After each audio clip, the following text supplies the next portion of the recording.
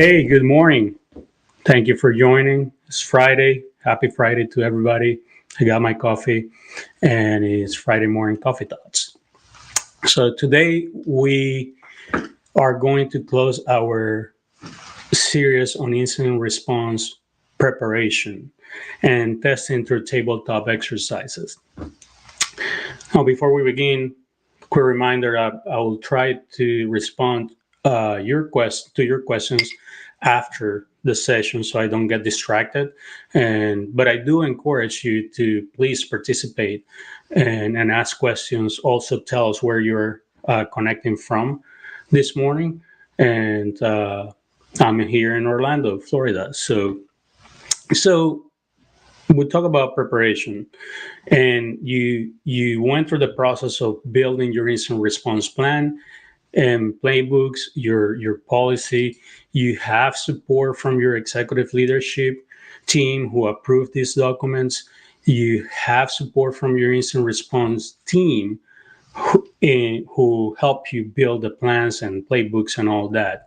And now you're going to execute your plan through a tabletop exercise. So everybody shows up, everybody is ready, everybody is excited about this event. So the way I want to close the series today is by talking about something that I have observed over the last few years, and a suggestion to solve this issue that I have observed. What I have observed, what our team also have observed, is that more often than not, we run into an incident response tabletop exercise, or when we're actually assisting clients during a real incident, and responders just default to put their head down and go into problem solving. This is okay. This is very valid, because our main goal during this an incident is to contain the issue as soon as possible. So, but the problem is that the responders forget about their plans, forget about their playbooks, and that you all built with a lot of effort on building them, and they just don't even look at them. So hopefully, what I hope is that you didn't build these plans and playbooks for compliance reasons only, but that you actually use them during an incident. This is very important. You see, these documents are like your homeowner's or car insurance policy, right?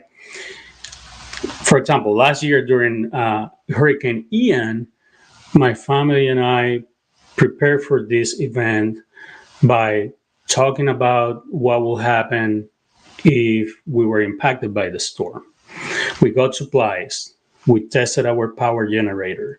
We talked about what we will do, where we will go if something happened. So the storm passed and the house was okay. We didn't have to do anything with insurance. We didn't have to do anything with the plan. So, but however, one of our cars got damaged. And what happened was that we didn't know what to do. We didn't know who to call. And we did that to file the insurance claim. And that made our process to get the car repaired a lot easier. Because again, we did know, what to do if this happened. So the point is here with this analogy is that you build these plans to hoping to not use them, but you may have to.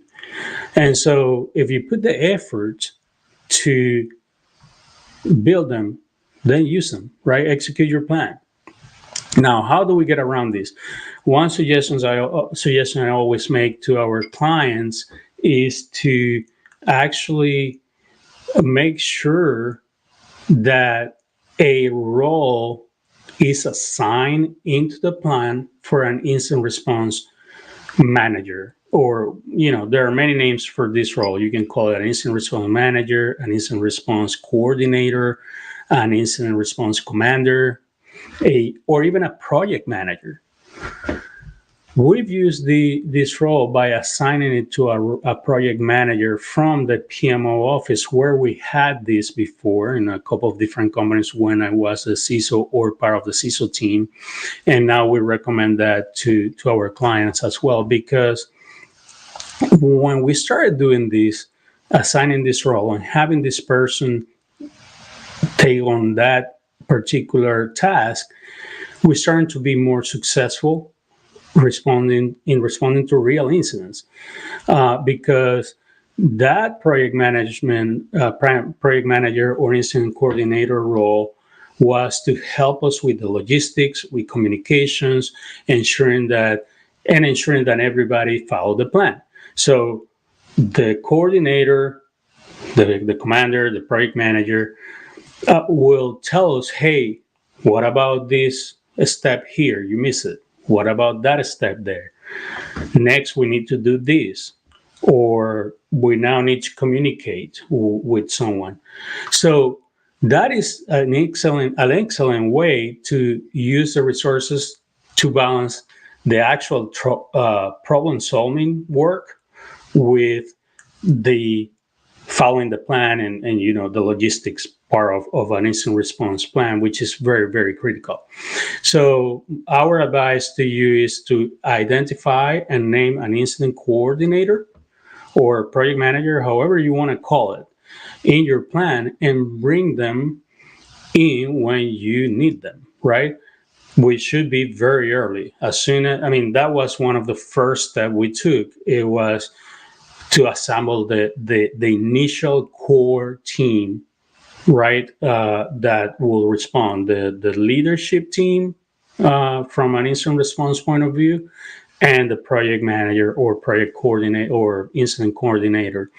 And then before you go, like when you're going into an incident tabletop exercise, treat it the same way. Assemble the team before the tabletop exercise, and then make sure that the incident coordinator or project manager knows what the expectations are, right? And how they're going to participate. Tell them, hey, you're going to keep us focused, follow the plan, follow the plan as we go through the exercise, and make sure that people are hitting all the big areas of the plan. Remind us during the incident, how about this? How about that? And that way, that project coordinator incident coordinator or project manager is going to help you focus, is going to help everyone focus on what they need to focus on. So the incident responders are going to be troubleshooting and talking about how they are going to respond, what they're going to troubleshoot, what steps they're going to take, while the incident coordinator or project manager is going to remind people, hey, we need to talk about this, we need to communicate, we need to bring these people in. So again, don't build your plans just for compliance. Make sure that you use them, that you follow them. They are going to help you be focused, hit all the areas that you need to hit. And a great way to do that is by bringing in an incident coordinator, project manager, incident commander, however you want to call them. But make sure that that role is in the plan, and that person, that role is in your tabletop exercise to help everybody be focused. I hope you enjoyed this part of the series. Next week, we're going to start the next part of incident response series. Going to talk about that for a few weeks to help you continue to align your incident response priorities to your business. Thank you for joining, and have a good weekend.